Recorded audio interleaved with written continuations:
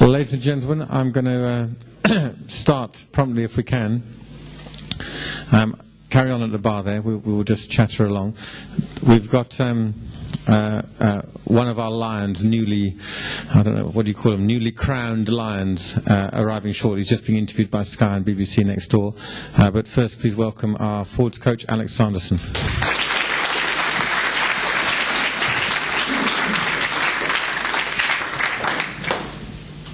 So this is our first ever fan forum at Allianz Park. What are we charging for beer here? What are we charging a pint here? 3.80. Okay, so that was an error. So from now on, can we charge £2.50 a pint? Water, man. Please, Val. Is that all right? Hey. Okay. So I apologise to those of you who paid £3.80, but from now on tonight and all future fan forums will go £2.50 a pint, and that's the beauty of owning your own stadium. You see, we'll have 10,000 people here for fans forum. Heaving. Okay. Obviously, we hoped to be here standing as Heineken Cup finalists, but we've taken another step forward in the Heineken Cup this year. But anyway, there's much more to discuss on that. So I'm going to throw it open to you immediately, and I'm sure we'll range across any kinds of subject. We've got the microphones. Are you all right shouting out? We're fairly quiet here. Okay. Who would like to start? Yes. Congratulations on the marathon, and an outstanding performance from a couple of others, including Colleen Farrell. Very well done. Colleen Farrell, yes. I have to tell you, I was not the most diligent trainer of all time, and I walked around with my son most of the way at 6 hours 36, and at times I said to him, we're walking through East London, it's a beautiful day, people cheering us, giving us sweets, giving us drinks, don't you feel a little bit of a fraud? Anyway, but it was a nice experience, and we crossed the line together, so it was a bit of bonding. Thank you.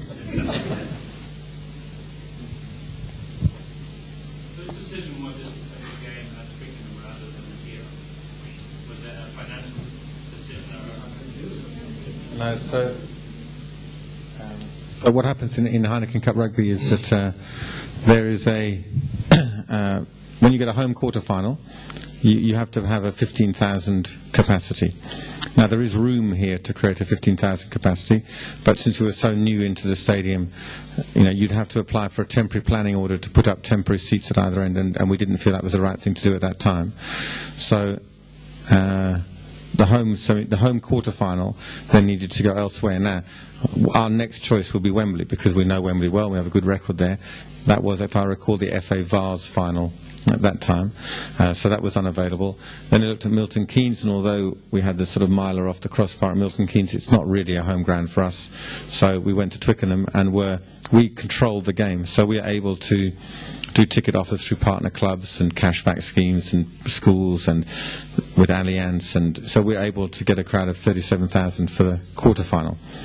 The semi-finals are drawn into your country, and so we were consulted by ERC on the ground, and again, Wembley was not available, Twickenham was available, and it was basically a choice between Twickenham and Milton Keynes, and they asked us what we'd prefer. And we said Twickenham because we know Twickenham. A lot of our players, through playing for England, are very familiar with the ground. But the difference between a semi-final and a quarter-final was that there are very strict rules there in terms of how they distribute the tickets. We're a bit disappointed that our Saracens tickets seems to be spread around. So, for example, Nigel Ray doesn't sit in the Rose Room at Twickenham, chooses to sit in the stand, and was sitting near French people. So it seemed a little bit confused because we were told we will sit together. And then, Hugh Vivian wanted to take his 3-year-old boy to the game, and it cost him £45 for the 3-year-old, you see. So these sorts of things are not really conducive. I was actually, when I saw 25,000 as a crowd, I thought, given everything, all the conditions, it's actually not a bad crowd. And then, so the reason they give, when I say to them, well, we can obviously get a lot more people here because through Wembley, and we've got a good database at getting large crowds, and they said, well, the only way they can run their competition across 6 different territories is by applying a certain number of rules and sticking to them. So, for example, a partner club in Clermont was not going to get a cashback deal on tickets for the stadium for the semi-final in France. And because they didn't get it, then ours couldn't get it. So there's a degree of inflexibility, but it is in a way the nature of an organisation that has this cross-border tournament to run, and the way they choose to run it is in a very rigid way. Yes? Do Saracens benefit financially from being up at the final and potentially applying? Well, what happens in the home quarter-final is that if you play it at your home ground, your normal home ground, you get 50% of the revenue and 50% to the visiting team of a quarter-final. If you move it to a larger ground, as we did, your share goes up to 65% because they encourage you to move it to a larger venue. So we would have taken 65% of that revenue for the quarter-final. For a semi-final, there's nothing in the gate revenue because it all goes into the central pot. So the semi-finals and the final both goes into the central pot. What there is an amount of money which is almost prize money for a losing semi-finalists, and then for a finalist, and then for a winner. But it's not anything like as much as the gate money from the quarter-final. So in terms of motivation, home quarter-final is great financially. Semi-final and final is all for the glory. When you venture as the technical director, can you explain a little bit about what that actually means and what he does? He contributes across all facets, and being one of the pioneers of the revolution with Edward 4 years ago. I guess he's still our spiritual leader in many senses in terms of our values and what we're about and why we're still on this incredible journey that we keep saying we're on. He put the moral values in place that you see all around the ground, which we've talked about before. They were from himself, really, and he drummed them into us as coaches, as disciples, who keep carrying this message through it. And I know it sounds a little bit sycophantic maybe and a little bit idealistic, but it works. It absolutely works. It's a process which we keep having to protect because we know it has longevity, whereas outcomes and the glory doesn't. So he comes in every now and again like a whirling Girmish. Just a ball. Like a what? A word? A whirling Girmish. Have you never heard of whirling Girmishes? Is Girmish a word? Yeah, there's loads of them up north. I think is it not a dervish? A whirling Girmish. Tomato, all right. Came in like a whirling. Potato. It came in like a whirling Girmish. There you go. So a whirling Girmish. And he continues to enthuse us as coaches and throw some harebrained ideas in there, some of them that stick, some of them are absolutely useless. I wouldn't say that whilst he's in the room. But nevertheless, he, what's the word? Energy. He gives us energy, but also provokes lateral thinking when it comes to our coaching methods and what we do in the park. I think there's 2 things about his role which are unique. The one is it's a distance. So because he's in South Africa, I mean, he comes over once a month basically. So he's just flown back tonight. He was here at the weekend. So he watches things from a distance. Yet, I mean, he will speak to the coaches, to Mark, 3 or 4 times a week, and will be involved. But he's got that distance. So when he can sort of a little bit of a helicopter view, and then come in and say, well, what about that and what about that? The other part of his continuing role is Mark McCall's attitude, because most directors of rugby would be threatened by the previous director of rugby still being involved and still having a view. But why it works is the strength of the relationship between Mark and Brendan, whereby Mark sees him as an asset, where Brendan is no threat at all, where Mark is still very much in charge, and at the end of the day, Mark will make the decision. But it's the strength of that relationship that makes it work. Is that fair? I think it's a strength of the organisation that they have such good relationships with the whole coaching staff. You see Brendan, and he's a technical director and was my superior for a couple of years. He comes in, you give him a hug. I don't know if they do that in many banks or in many other organisations. I'm actually happy to see him, and we have a good chat about each other's family. And it goes on from there. The rugby is 4th or 5th down the priority list, really. But no, he's a brilliant person to have around. And like I say, he just adds in terms of his energy and his lateral thinking. Pat, in the in the early days of your coaching career, Girmish, Pat, it doesn't matter, you know. Call me Wednesday. in the early days of your coaching, you spent a year in Australia. Yes. What did you learn there that you brought to the club, and how was that different from things now? I learned a lot of not what to do, if you get what I mean. I mean, Eddie Jones and I coached the Queens and Reds to the worst season they've ever had in history. And they say from your defeats you learn your most, don't you? So I learned a lot not what to do. I learned a lot technically what to do. The Australians aren't as physically big as English people or South Africans, let alone the French. So technically they're very good, and they maximise everything they have in terms of their skill and their physical development. So sports psychologists, for instance, are prevalent over there, and I think we were the first Premiership club to bring a sports psychologist, a personal development programme director into Saracens. I think that's a crucial part that's worked well. I learned essentially how to be a coach. To be a coach and to be a player, obviously, is massively different. To be a player, you're very selfish, you're very self-orientated. You have to be to get yourself the best out of yourself on a weekly basis. Right, so I'm going to interrupt you, ladies and gentlemen. Please welcome Saracens, England and British Lion, Matt Stevens.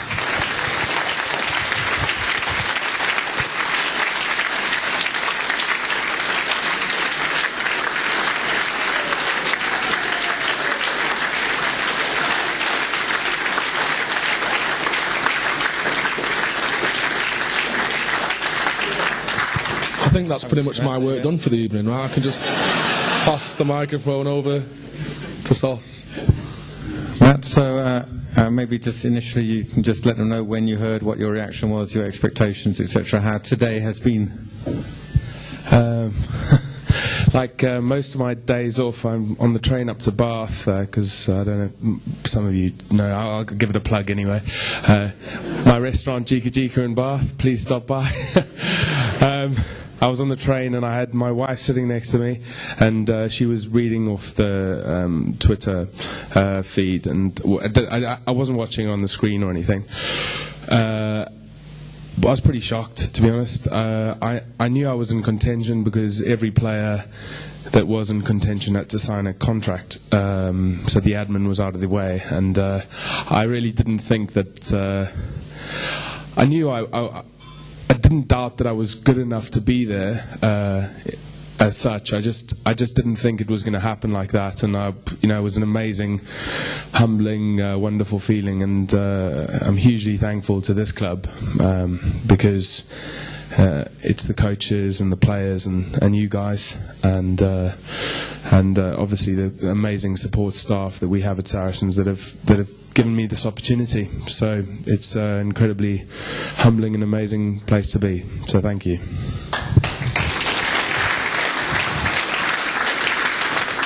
Matt, from your decision to stop playing for England, and then maybe just focus on one position rather than being a sort of both sides, do you think that's sort of paid off perhaps with this? Or? I think I was talking to Al about it before I made my decision. It was just a bit of freedom, really. I think there's often a lot of pressure with international rugby, and I wasn't actually getting that much game time. So I was going to training, and I was obviously getting 10 minutes off the bench here and there, but wasn't really getting the game time I needed to build up any form. And any player will tell you you need the game time and the minutes to build up form. So I think that's what it was. And then obviously Saracens trusted me, and that's another big thing about playing well. If you're trusted, you enjoy what you're doing, and I think that's why I've had a bit better form this year. Alex, I don't think there's too many scrum coaches to have two props in the Lions, so you must be one of the most capped scrum coaches of all time. There we go. Maybe just from your perspective, having worked with Matt since he arrived a couple of years ago, talk about his development and his contribution and the pride you felt today, not only with Matt but also with Mako. Well, for me it's a symbiotic relationship. I've learnt more off Matt, certainly, than he's probably learnt off me over the last 3 or 4 years. But certainly Mako. In fact, I rang Mako up straight after I found out today at 11 o'clock and insisted that I'd get a cut from whatever fee he receives, as I did Rhys Gill when he made the Welsh squad. It's not happened yet. I'm sure they're just putting in some kind of slush fund for me for when they retire. No, because I'm not a front row forward, right? I don't know technically. I can't really lace their boots up technically. So, as much as what I try to do is galvanise. But Alex, most gynecologists are men, and they haven't given birth. So that is the analogy. It's a horrible thought, gynecology and front row forward, isn't it? There's a lot of pushing and delivery. There's a lot. Yeah, that's pretty much the same. Yeah. I mean, I try and get the support of the 6 other people, or I guess the back 5 around these 3 guys, to give them as much support as possible. And these guys steer the ship, and the back 5 are really the engine room. And to get flankers who want nothing more to run out and smash a fly half, and they're not even thinking about the scrum, to buy in the fact that they've got to support their mate in front of them. I mean, for me, that's the key, a scrummaging.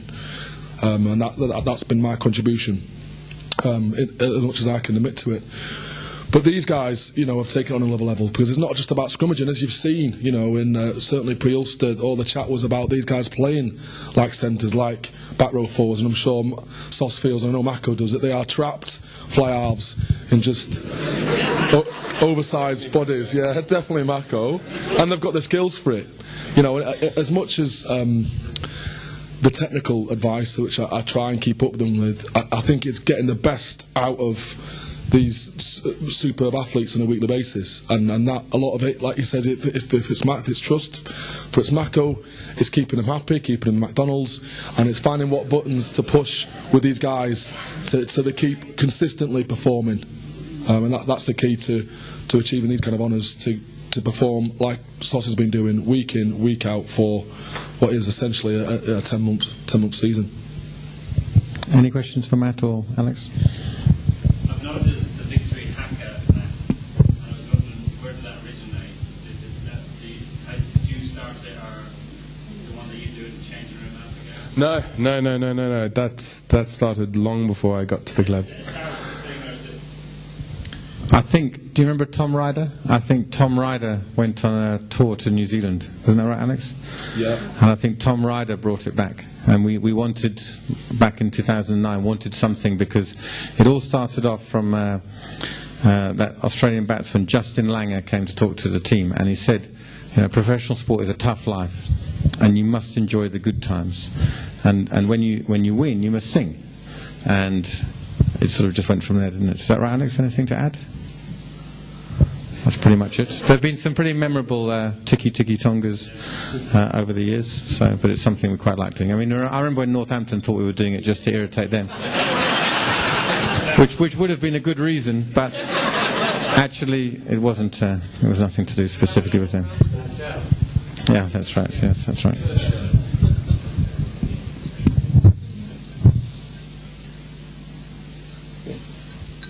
Obviously, Saturday was a tough experience for everybody. Who did you pick the team up this week? That's an easy one.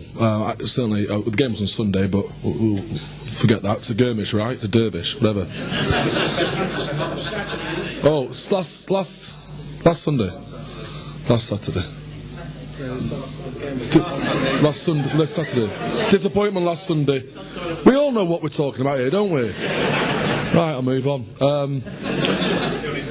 Well, for me it was easy, right? Because the most positive thing to come out of last Saturday, was the fact that it's not over. You know, to sit on that for 5 months, a bit of a sour note, which at the end of what would have been a brilliant season, wouldn't have been a nice way to end something, and it's not over. There's still so much to achieve, and at the moment we've scored more points than anyone else, we've conceded least points than anyone, we've won more games than anyone, and we sit on the precipice of creating history again by finishing the top of the Premiership, which we've never done. And there's 80 minutes and 15 Bath players that stand in our way of that. Thereafter we'll take the semi-final as it comes, because the next game's the biggest game. Just like to ask Matt about his comments on the artificial pitch, and first of all what it's like compared with playing on a natural pitch, and also if there's any problems week in, week out changing from one to the other. I think it's fantastic. It's been brilliant for me as a player. A lot of the heavier guys in the team and the taller guys were worried about the impact. I think initially, the first couple of training sessions, you were a little bit sore the next day, but really it's been brilliant. And I mean, you see from the quality of the game that's played on it, it speaks for itself really. So we've had and changing from I haven't really noticed. I think from my position, the scrums are a lot more solid.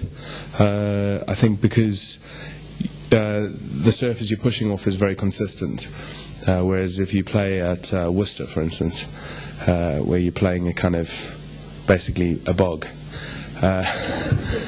it has a lot more slips and collapsed scrums. So it's been brilliant. You don't find any difficulty though, 1 week being on the artificial pitch and the next week being on the natural? I haven't, but I think for kickers, there is a change. So drop kicking and place kicking and learning how to use the pitch properly. But that can be said of other grounds in different parts of the world as well. Like you have to learn how to use the wind, and not something I've ever had to learn how to do. But yeah, I think kickers have to change their kind of tactics going into playing at Allianz Park and playing somewhere else. Alex, is there anything from a coaching perspective that you've sort of looked at in the turf and thought we'll do that differently to what we normally do on natural grass? Loads actually, yeah. I mean, we do have a 3G smaller field at Old Albanians, which we train on the set piece when we're playing here on those weeks. We also come down here for 2 sessions during the week when we're going to play here on a Saturday to cope with the wind, which is slightly swirling, and also the bounce of the ball, which is consistent but different. The loading is different on these lads because there's more traction on these fields, on these 4G, 3G fields, 4G isn't it? 4G fields, which means they run faster. So although there's no impact injuries, overtraining would probably result in soft muscle tissue injuries, and that's why you find teams who come here tend to run themselves off the legs in the last 20 minutes because it feels fast and they're running faster, they'll play more rugby and they won't realise the extra loading it's taken, whereas we are more conditioned to it because we've trained in during the week and subsequent weeks leading up to it. So it is a massive advantage, certainly in the short term before people get their own fields, their own training fields to this like. And we have heart rate monitors and we have GPSs which takes into account how much loading they're doing, how much running they're doing, and we tailor pretty much every step, every minute certainly, how much time they spend out on there to get the maximum effect and the maximum conditioning effect for the weekend. So there's quite a lot of science that goes into it, which an S&C guy could fill you in more depth. But that's basically the bones of it.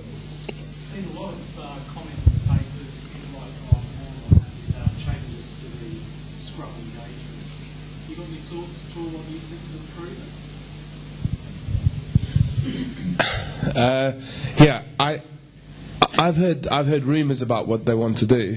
I don't know if those rumours are going to be enforced in the next couple of years. I think so. I mean, they've been trying things out in the Southern Hemisphere. I think in South Africa, a little bit in Australia. Where on the touch, the opposing props are going to take the bind, so it'll be a much shorter gap, which will depower the hit, which hopefully will mean there'll be less scrums going down and less resets. And of course, one of the penalisable offence of the scrum is the dropping of the bind or the failure of a loose head or a tight head to get the bind or inappropriate bind. So if they're taking it pre-engage and the hit's less powerful, then it should mean less resets and hopefully a more flowing game. It does change the dynamic of the scrum, and you might see props or loose heads trying to stand up immediately, and I think that the initial stage of the engage will be a lot more physical because there'll be less forward and backward movement, so it'll be more vertical and horizontal power shifts. But I think it will benefit from that because we've got quite how shall I say, a stocky front row in Mako and Sauce, and yeah, short and powerful, you know, metamorphic, however you want to. Not endomorph. Yeah, endomorphic. Girnishes. I think. I'm sorry if I'm preaching here a little bit, but in the scrum,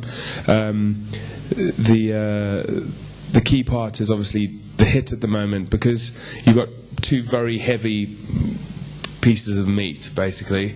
On the edge, you're on your toes, like this. You've got locks right behind you, you've got the flanker on you, and everything is about this much. There's about this much space, if that, and you're trying to go as fast as you possibly can and hit your opposite number.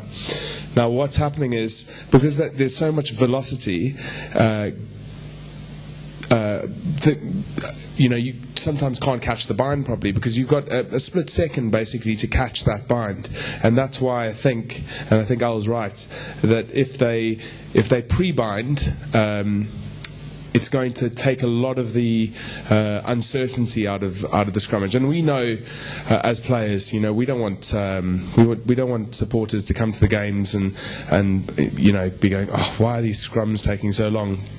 But having said that, at the same time, the scrum makes rugby, I think, what it is. It's a game for all shapes and sizes. You need to have that scrum to let people like me play the game. So I definitely want to keep the scrum involved. The design of the shirts doesn't help, does it? They're too tight. Yes, I agreed. That's harsh. Help here. I wonder what the injury status is like. Will Fraser, Brad Barrett, Ernst Joubert. Is there any? I know Will Fraser. So Will Fraser has a shoulder injury which is likely to need an operation. So it's been monitored, but it's likely to need an operation. Ernst Joubert has a knee ligament injury, which again I think it's unlikely that he's going to be able to play again this season. And Brad Barrett has a foot injury, which again we're monitoring, but I think it would be unlikely. But it's not certain. So we'll monitor all three. I would say of the three, probably all three have a very high element of doubt about them. But I would say Ernst has probably the highest level of doubt. No, he's fine. Heineken Cup is a great competition, but it seems to me that the rules for qualifying and also the rules for seeding, which take 4 years worth of results, need revising to be more equitable across the nations that take part to get the best clubs there. I just wonder what the chances are of... Well, I think these items are the subject of friendly discussion between the English and French clubs and our Gaelic friends. So the first issue on the seeding was basically a group of clubs, half a dozen, the usual suspects, wanted to develop a system whereby if they happen to have a bad year, like Leinster have had this year, that they don't fall out of the seeding, they still stay protected. So it's a little bit of protectionism from that sort of inner sanctum, which is why I don't know where we'll be seeded next year, but I mean, if you look at our performance over the last 3 years, we should be seeded high, but I think it'll take longer to work through. So that was a bit of protectionism on their part. In terms of the competition, it is a tournament run by unions, played by clubs.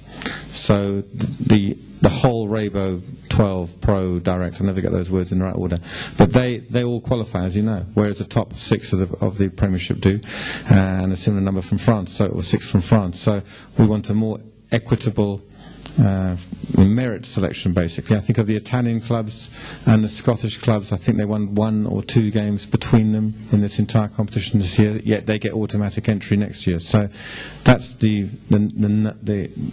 element of the discussions, to get a tournament that's more based on merit, level playing field on the field, and off the field, a more equitable distribution of funds.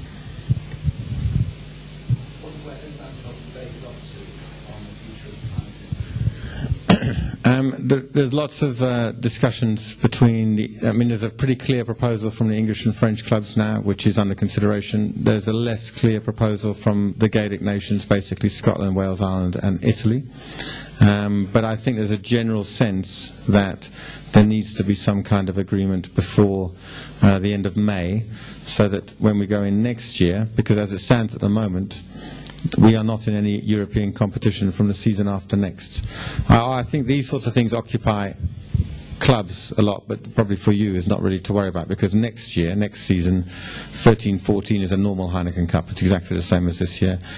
But when we start the Premiership next year, we won't know what we're playing for to be in the following year.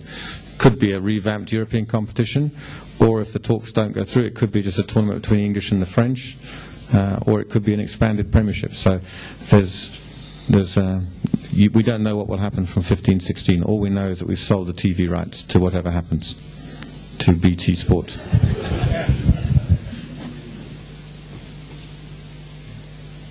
We've got one more Premiership game and a semi-final here. For guys like John Smith leaving, will there be some sort of farewell? And of course Richard Hill as well. Yeah, it's difficult, because in the old days when we didn't get to playoffs and stuff, we knew exactly when the last day of the season would be and we could plan it. These days, irritatingly, getting to semi-finals and finals, we don't really know when the season ends, but we are conscious of players leaving, and someone like Richard Hill, in a sense, he's never going to leave Saracens. So he's not, we're in discussion with him about various roles that he plays here. So I think the idea that Richard Hill's not going to be seen here again, not going to happen. But there are moments in careers which deserve to be recognised, and I think we would look to do that. And I would think most likely it would be after the semi-final. But clearly, the mood after the semi-final is very much dependent on the result of the semi-final. So these things are difficult, and the awards dinner is next Saturday night. So we'll have the awards on the night immediately after the last pool game. We sort of agreed that, the last round of the Premiership. But it's difficult to get these. Scott Murphy, who is our high performance director, has now left to go to Australia. So we intended to have a farewell for him with the squad on Friday, but he then got stuck in the passport office at Croydon trying to sort out his children's passports, so he missed that. And then of course Sunday happened, and Sunday goes very quickly. So these things are sometimes difficult to plan, but we are mindful that players would want to, that the supporters would want to have an opportunity to show appreciation for the people who are leaving, so we will create that opportunity. You touched very briefly on TV rights itself. Most of the rights down to BT. Yes, all of them. All the rights for rugby played by English clubs. I've tried to look on the BT site to see how you can get the rugby, and it would appear you can only get it from BT Internet. No. Yeah, they've not fully come forward with the whole proposition. I think the whole drive in that industry is to try and get convergence. So they want you to have a BT landline, they want you to have a BT internet, and then you get your BT Vision, your BT Sports channels as well. So it won't be. I mean, you will be able to get them through various ways. If you happen to be a BT broadband customer, I have a suspicion it's going to be a very good deal. If you're just a normal pay TV customer, then it might be a similar sort of deal to what ESPN were charging or have been charging in the last couple of years. But they will come forward with their full proposition in due course. They're still working it out. I don't think it'll be too bad, though. And they'll broadcast 3 Premiership games a weekend. Question for Matt and Alex. Matt, squad role particularly, what do you think of the young props that we've got at the club at the moment and the talent coming through? And Alex, over the whole season, how do you think the performance has been there in the pack, and also guys around the pitch as well? I think we've got a lot to look forward to with guys coming through. I mean, there's some serious specimens. Obviously, Mako's come through and he's had an amazing year, and he's already in a Lions team. But guys like Nick Autorak, who I have to scrum against every week because Alex makes us do live scrums every week, and that's a serious proposition. He is a strong strong young man, and yeah, so he's a fantastic player. But also with our hookers in the front row, we've got some great guys coming through as well. So yeah, it's all looking good. It's looking very promising. Yeah, Matt will be happy to find out that we've not got live scrums tomorrow, so he won't have to scrum against Nick Olterac. It's a short week. But yeah, the pack, certainly, I mean, I'm proud of the boys. They're a great bunch of lads. The backs tend to squabble. I don't know why it is. But we have a great time, don't we? And so training's fun. And in the games, I guess you can see that camaraderie. It transfers in unit scenarios like the maul and like the scrum, which this year has been a bigger, better weapon for us than it was last year. I mean, let's take ourselves back to Claremont again, where we were 9-0 down after 10-15 minutes from getting destroyed in the scrum, and these boys have turned it around, like I say, through unity, because essentially they're the same players. And then you get Mako coming through, you get Nick Olterac, who's got the nickname as Manchild, because he literally is Manchild, and then James Johnston's coming through next year as well. So you find in the Premiership you can get away with having an international front row and some young boys coming through like Nick's done this year, but in the Heineken Cup you have to have two pretty much full international front rows, and you have to have succession planning through that. So whereas we've got two excellent scrummaging loose heads with James Johnson and Petrus Duplessis is also a great scrummaging tight head. We've got three good scrummaging tight heads next year. So the set piece is one thing. Around the field, as I've said and as the pundits have picked up on, Mako and Sauce have this ability to offload and play it out of hand, and you might have seen that middle pod shape that we have, that they've now taken it upon themselves, because I can't take any of the credit for some of the half the stuff they do. You know, all the sidestepping and the offloading, I just let them go with it nowadays. So that's been a bit of a revelation, because we're now able to attack not just down the flanks but go through the middle of teams, and I guess this part of the reason why we've scored a lot of tries of late out on this field. So yeah, very happy how it's gone, very happy, and I'd like to think the best is yet to come. Yeah, sorry if I came in late where this question has been answered. If it is, I apologise. You were alluding before to our success in the Premiership and maybe in the Heineken Cup. Well, not maybe, definitely in the Heineken Cup, but it may be a difficult question, Alex, to answer. But the critics, you know what they say, etc.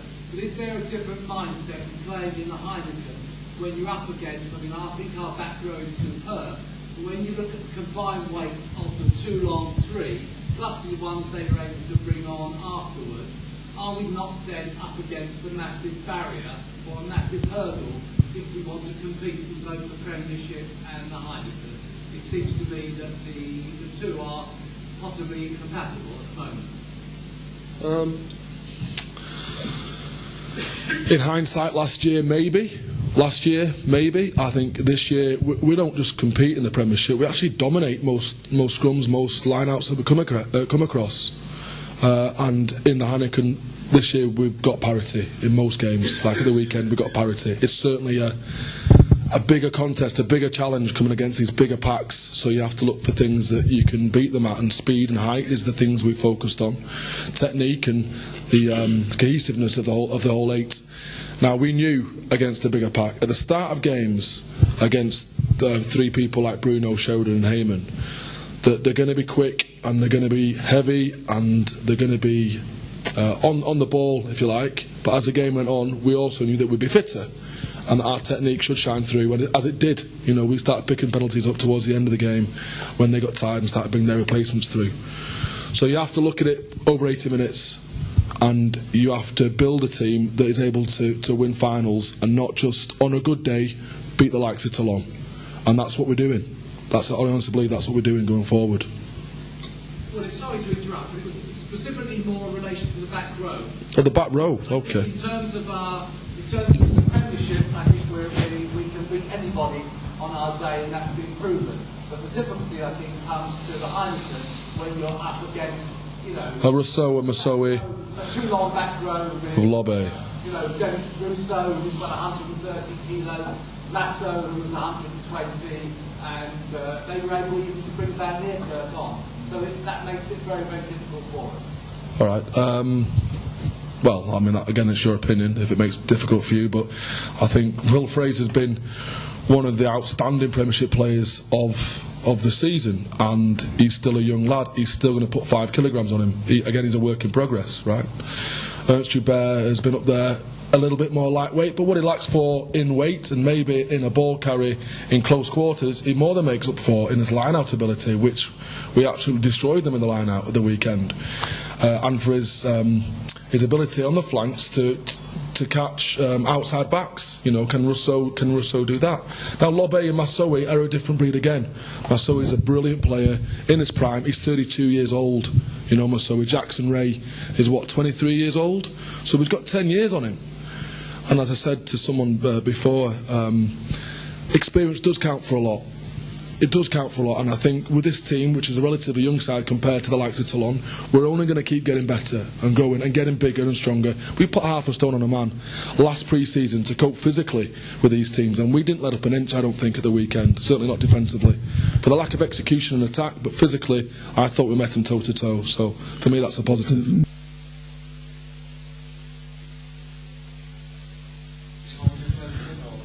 Well, we never say never, but I think what we have at the moment in terms of James Johnson, in terms of Billy Vunipola, and then the 3 players, Michael Tinutakaba coming back, Tim Streeter, Richard Barrington, the prop. So I think that looks pretty good. I mean, there are some other names that have been linked to the club, but we don't comment on speculation, and ultimately we'll confirm it when we confirm it.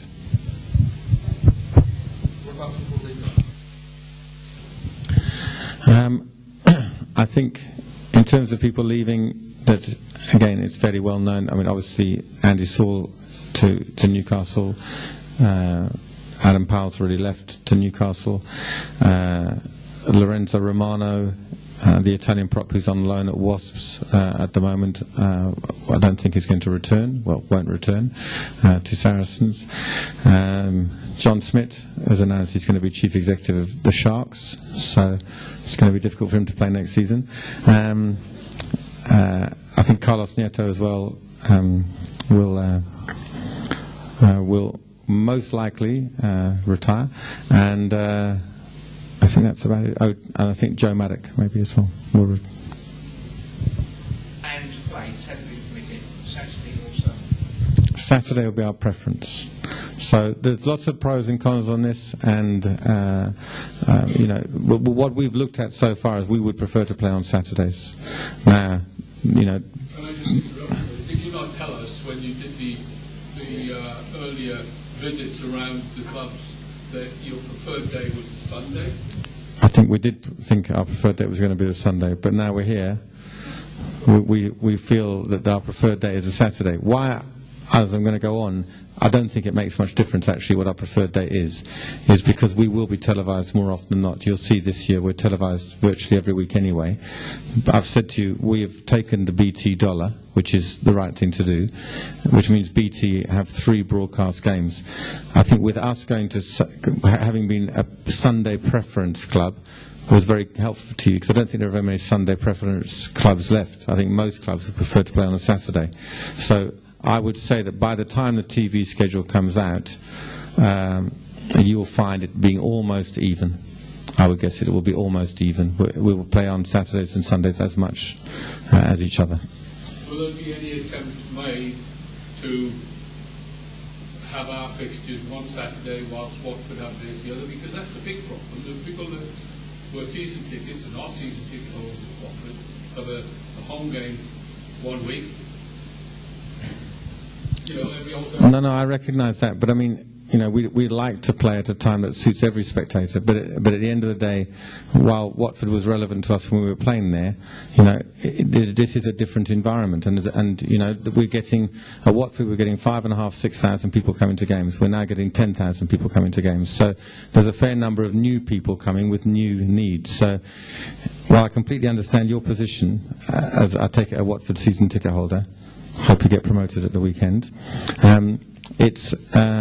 It's difficult for us to keep everybody happy. I mean, we would love to, but we'd need 10,000 clubs and 10,000 stadiums. And ultimately, what's been proven here is that Saturdays Sundays aren't bad here. We've got not a big problem with Sundays, but Saturdays tend to work reasonably well here.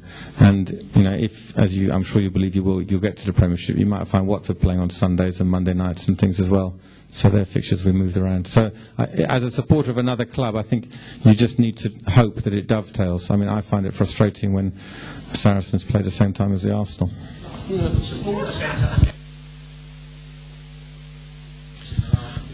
But in fairness, they can't. I mean, what I've told you is what they can tell you, which is that whatever our preference is, ultimately we're going to be dictated to by the television schedule, and that's why the games will come out at the start of July. We'll get the TV schedule up to December. The reality is, beyond that, we get the second half of the season in sort of November, and that is it. If you take television rights from a broadcaster, that's the price you pay. Unfortunately, that's the reality. But if there's a number of clashes, I could see some people, including myself, saying, well, Watford is my number one choice because I've been a Watford supporter for a long time. You know what I mean? No, I do understand. I do understand the dilemma, but what I'm trying to point out is that while I would love to be able to run a club which keeps every single person happy all of the time, it's just not possible. So I think for us to say that we are going to play on the opposite day to when Watford play would be a good decision if we had sort of, I don't know, even 1,000 or 2,000 or 3,000 people who do, but I suspect it's not that many who are joint season ticket. So while I completely understand the issue, we can't, in some respects it's a new club.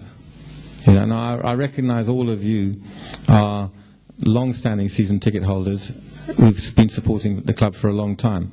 But we've got a different situation here. In the past, when you bought a season ticket, why did you buy a season ticket? You bought a season ticket because of the discount, because you saved money. It's changed. But a lot of people would have done because there was no other reason. You're always going to get a ticket. You could always sit in a round stand. The reality is, next season, if you don't have a season ticket, you probably won't sit in this stand. You probably won't sit in this east stand. You probably won't sit in the middle blocks on the west side. And so the thing changes, and it's development, and some people don't like development. But as a club, we're moving into a slightly different area, different arena, and it's more, if you want to come to the Saracens game, you better decide Tuesday or Wednesday. Otherwise, you're not going to get a ticket. I mean, if you're sitting at home now and you thought about coming to Bath, well, you go on the website, see what you can get. You can get a couple of tickets on the end down there, a couple of tickets on the end. Otherwise, it's basically singles around the place. But that's where we wanted to be.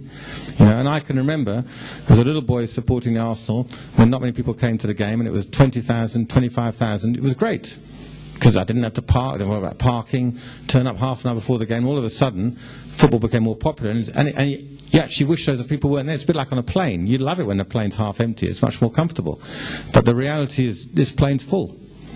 And that's how it's going to be. Sorry, can I just ask, the stand over here, what's the rationale behind ticketing that stand? Because you can't find ticketing.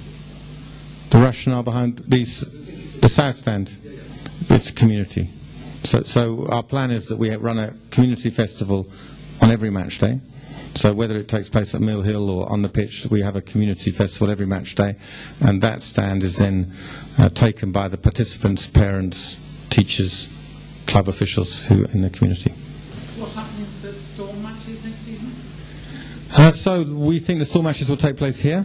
That's certainly the intention, and I think it's included in the season ticket. That's right, Andy, isn't it? So we'll have Storm matches here, and hopefully we get a good atmosphere. We've had, it'll be a nice crowd, and you can roam around, sit in other seats and that sort of stuff. So we'll publicise them well. And the A League is similar to this year, so it's over by Christmas, and it's a sort of single round.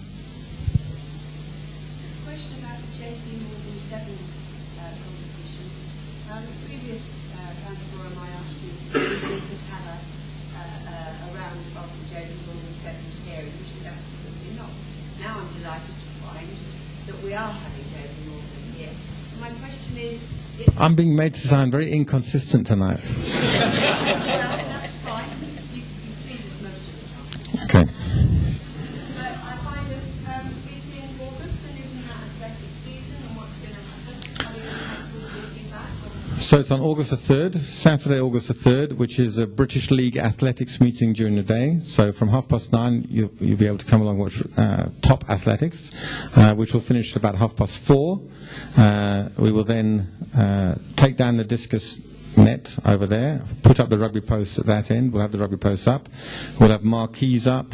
We'll have, obviously this stand will have about 3,000 seats. There's about another 800 over there, so we're about, up to 4,000. But we're standing along the touchlines and at either end. It'll be great. We're also going to have a buffalo on a spit on that day, so we'll have a buffalo just for vegetarians. Buffalo on a spit that feeds 1,000 people. So, and we'll have a lot of music and bars. I think it'll be a fantastic atmosphere. And Bath hosted, it's not new, Bath hosted JP Morgan Sevens without their temporary demountable stand-up, and it creates a great atmosphere. So I'm actually looking, it'll be a great day of sport, August the 3rd. And, I think this pitch will be fantastic for Sevens. We've got another Sevens tournament in June. So I think it'll work well. So where do you buy a buffalo? Where do you buy a buffalo? For those of you who have tasted the Saracens Laverstoke Park pie, which I know must be all of you by now, and the people who've eaten in this building either at a function or on a match day will know that our food is spectacularly good. And it's produced by Laverstoke Park Farm in Hampshire, which is run by Jodie Schechter. And Jodie Schechter, in fact, is now supplying food parcels to the players because, it's healthier, better tasting, more natural food. So we've entered into a partnership with him. You'll have seen the logo on the sleeve in the last few matches, the Laverstoke Park logo. And as part of our discussions, Jodie said, I'll bring along a buffalo. I'll bring along a veg burger. There you go. Thanks very much, Sam. We'll keep everyone happy. Just wonder if Matt's ready for the challenge of Billy and challenge next year on the pie challenge. Yeah, bring him on, bring him on. You mentioned last season that trying to get more 18 games. Is there any like the A-League, there are some clubs that like it. Typically there's clubs with maybe larger clubs, larger squads that want to keep people playing. There are some clubs that don't really like it and are quite happy to have a single round. And there's still 2 clubs who'd rather scrap it altogether. So the single round was the compromise. There are some clubs in Europe, maybe the Irish, a couple of the French, Leicester, Northampton, Bath, who would like to play more. So we are in discussion about a series of friendlies that go on through the second half of the season because we're acutely aware of the need to keep people playing, and that's where more A-League matches, and also that's where our partnership with Bedford is so important. So, for example, a player like James Short, who may not be playing for Saracens at the moment, but is in fantastic form for Bedford and helping them in their push in the Championship playoffs, and that kind of exposure is very important. And the reason why the Bedford things worked so well over the last years, and if you think people like Owen, Jackson Ray, James Short, there's a lot of our players who've got really valuable match experience there, is because we've been able to reciprocate in that way with them. Have you looked at the forces, the Army Navy, for those games? Yeah, I mean, we can do it when we talk to universities as well for that kind of opposition, but it tends to be the professional clubs that provide the best opposition most of the time. I wanted to say how impressed I've been with pioneers on match days, particularly a few weeks ago when it had been snowing and they were clearing the snow off. I thought they did a fantastic job, and they're always so chirpy. Yeah, I mean, I think the pioneers, as Alex calls them, have been incredible here. So it's not cheaper. So the training, and in fact Herman Bierk on the right there, who was responsible for the Pioneer program and the training, over a long period of time, training a few and then growing it to a group of about 180 now, from all walks of life. Some who come from Poole in Dorset, some who come from East Anglia, who didn't know much about rugby initially, but who have their briefing on a match day, 3 o'clock kick-off at about 11:15 over there, and they sing Stand Up for the Saracens. I know, amazing crowd that actually sings. And they sing... And they sing, and they're so bought into the whole thing, and typically when I'm leaving, some of them are going home, and you chat to them, and there's so many incredible stories in that group of people, but they give this stadium the personality. So the easiest thing in the world for us would have been just to hire a stewarding company and get a couple of teenagers more interested in their BlackBerry or their iPhone than that sort of stuff. And there are some of the pioneers, it takes time, because, to know the grounds and stuff, but they give the stadium a personality and a friendliness, whereby I think we still have about 32 stewards at the moment in various car parks, but that number will come down as the pioneers get trained up, and I think they've been fantastic. I think they've been something unique in professional sport in this country, and I think they've been a massive, massive success. Your thoughts on the Lions selection? Thinking particularly, only 2 fly halves? Is that an indication that the third fly half is going to be called up before too long? Well, you wonder the implications in that, because they've obviously got midweek games, so these 2 guys are going to have to be involved in every match day squad, which would be massively stressful during the tour. Not that they don't deserve it, obviously, but I thought it was a shame that Johnny wasn't involved. Considering what good rugby he's playing at the moment, and and what an old wise head he is. And then they've got a lot of outside centres and not so many inside centres, but obviously we're biased. We want Brad Barrett to be going out there with a heeled foot. There was a couple of other decisions which I wouldn't have agreed on, but then I don't have that responsibility to pick in the squad, do I really? I'm just happy that Sauce is going. I mean, you take those positives, don't you?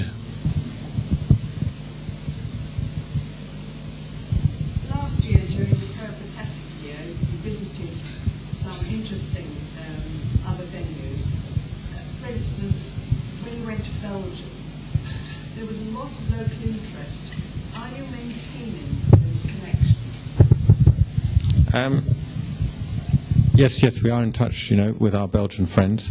I think the wandering years were because we didn't have a home. So next year we will have 14 matches at Allianz Park of our regular 16, not counting knockouts. But we'll have 2 matches at Wembley, a Heineken Cup match on Friday, October the 18th, and a Premiership match here in March. At Wembley in March. So that's fixed and very clear. And we'll have 2 matches at the HAC, so we'll always play at the HAC on the 3rd Thursday in May and the 3rd Thursday in August. So over the last few years, I know we have been a little bit all over the shop, here, there and everywhere, but we've now come down to a little bit of a structure where you have certainty and you know exactly where we'll be, and we'll stick to that. That doesn't mean that we don't like to spread our wings now and then, and there are some times in the season when it is possible that we could look at either going back to play a game in Belgium, and our community department stays in touch with Belgium, and it does not mean that we cannot, for example, go to play a game in Boston. We've been to the Middle East, we're going to Bermuda after this, which will be a particularly arduous trip. To play against the Bermudan 15 in the Bermuda National Stadium. So, we will continue to travel, but we know where home is, and we want. It's famous last words, because you never know what happens. But that Clermont run of 60-odd games at home, unbeaten, is a fantastic thing, and that's what we want to build this place into somewhere where, the other team almost feels defeated before they take the field, and that's built up over a long time. That's what we're aiming for.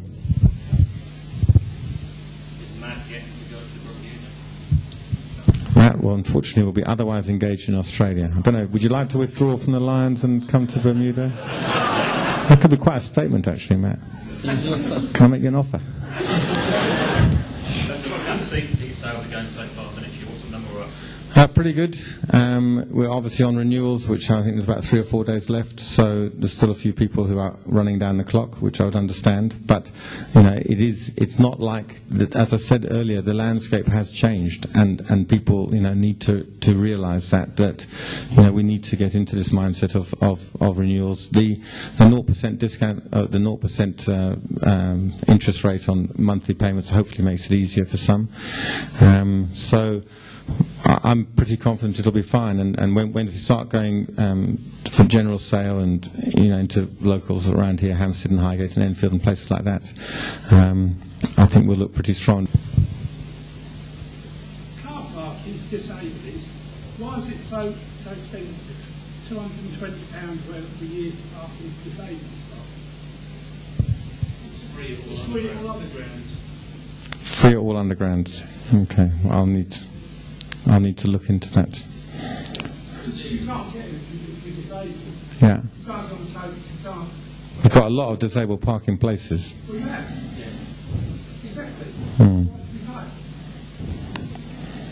I think we're willing to pay something. Well, yeah, we're willing to pay something, but not that. What would you consider to be reasonable to park next to? £5. Okay. All right, we'll look at that.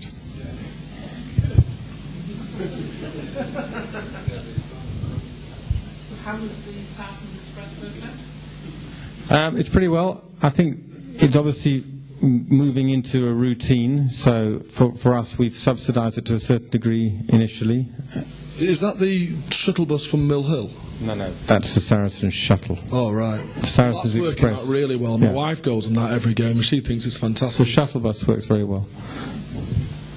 The Express comes in, but again, it's just developing into a habit. I think, in general, our transport plan has worked unbelievably well, and that I understand there's been a few hiccups here and there, but I think for something that was new, I think it's worked exceptionally well, and we've caused almost no disruption at all to local residents, which was, the big issue during planning, and I think that. Previous objectors have rung me up and said, they've been driving around on a match day looking for problems, and their conclusion has been actually the traffic moves better than on a normal Saturday or on a normal Sunday because it's organised and there are bays and regulations. So I think that all the money we spent, all the time we spent on the transport plan has been rewarded. It doesn't mean we don't continue to improve and continue to address issues like the one you've just raised now. So you rolled in the Express on into next season? Yes, absolutely, yeah, definitely.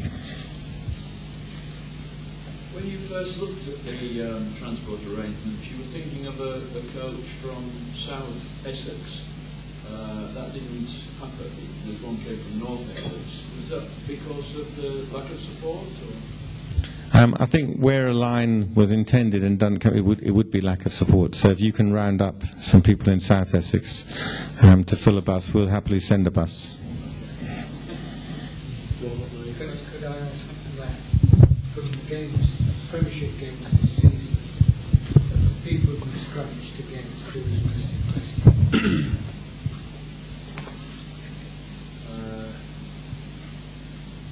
From the Premiership games. That's a good question, actually. I think out and out it's Ayerta from Leicester. He's a fantastic lucid, yeah. He's unfortunately injured himself, dislocated his collarbone, so it's very sad. It's very sad. It's very sad for Sauce if he ever meets him in the final. And in other games? Heineken. I thought the Ulster front row were very good. I think Best is a great hooker, great scrummaging hooker, and John O'Foe is a good tight end. Court is good as well, but I think that their unit together is very good. Yeah, no, I agree with you in terms of the analysis I've done, and there's another call that you could have made for the Lions trip, right? Best with an old head, because you've got to understand they're not looking for the World Cup, they're looking on who's on form right now, and just the experience that he brings I think would have been invaluable on that trip. Okay, can I have two more questions from each side? So, yes, sir. Yeah, it's good seeing Jack Berger back with all the injuries. It's great to see him around the pitch again. How hard is it for the coaching team to keep the spirits up about it? It's probably one of the hardest things you have to do, and it's, fortunately we've got people like Dave Priestley. Have you spoken to Dave Priestley? You know who he is? Edward as well. When we look after not just what they do on the field, but also everything what they do off the field, and that's part driven by Edward and by Dave Priestley. So we're constantly in communication with him and his family, making sure he's got other interests outside the sport, so all his eggs aren't in the one basket. And that goes the same with every player constantly, because if they have a bad game, then it's not all about how they performed at the weekend. There's still other things that they can fall back on and keep themselves motivated by. But Jack certainly had setback after setback after setback, and I think it's a testament to the strength of character that he is, to have been as positive as he is, and now to come back. And even though he's not fully there, he fully understands the decision why he's not being picked at the moment, because he's still not quite ready. And he puts the squad and the game of the weekend before himself, which again is brilliant. It just shows what kind of a person, what kind of a squad player that he is. We're lucky to have him. One from this side. Do you think Will Fraser's injury will put him out of the running for Argentina? I don't know how bad it is. It is at a delicate stage, so it's under. I would say it's being monitored, and it could go one way. It could go to the operating theatre, or it could go to Buenos Aires. This side, 2 more questions. Yes.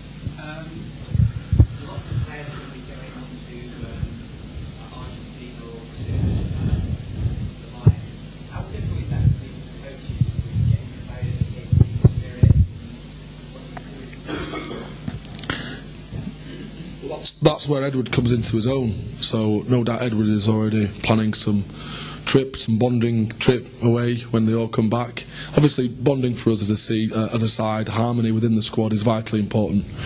And when they do come back from other organisations, there's a bit of a hangover. They're used to different systems, they're used to being communicated differently, but we'd hope, as coaches, that when they come back, they actually look forward to coming back into our environment. We'd like to think we've given them the best environment to perform in, to grow in, to be happy in. A happy player is someone that we find plays better for you. I mean, you can only speak to Sauce, I guess, in terms of his own experiences. But yeah, it's a massive thing for us, and we'll be concentrating very hard. Come August, I think it's going to be, well, we'll have to get them to gel back as a unit and gel quickly. It is disruptive because people come back at the start of July, and probably the Lions players won't come back until the start of August. So the thing will start to get going. I mean, personally, I think the pre-season, I don't know why we do it anyway. Because the pre-season is a bit of an anachronism. It's the days when players would go off and go drinking and come back and have to run for 6 weeks to get fit again. But genuinely, they don't get unfit. They maintain fitness. But you do, don't you? I'm so old school, but a little bit unfit. Yeah. 2 more? Yes.